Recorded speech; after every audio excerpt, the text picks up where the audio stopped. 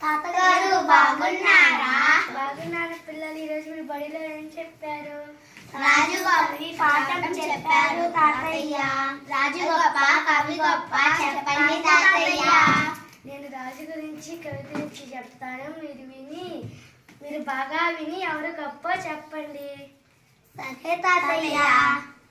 సోదరాజమందు జన్మించెనొక బిడ్డ, గురి గుడిసెలోన పుట్టెనొకడు, ప్రబలి రంగులిందు రాజయ్యనొకడు, నొకడు రాను రాను సుకవి అయ్యే, అతని రాజదండం అధికార ధనమయం, ఇతని కలము కావ్య శతమము, అతని ఇల్లు మేటి రతనాల రుచిమయం, ఇతని ఇల్లు గంట వితతిమయము.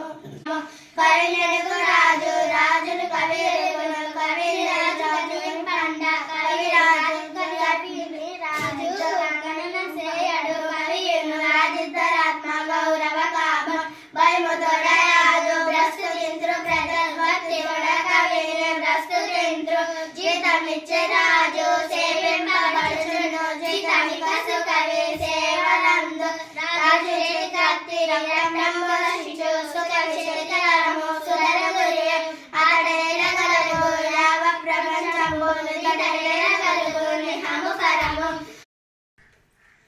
రాజు మరణించే నొక్కతార రాలిపోయే, సుకవి మరణించే నొక్కతార గగనమెక్కే, రాజు జీవించే రాతి విగ్రహమునందు, సుకవి జీవించే ప్రజలు నాలుకల యందు.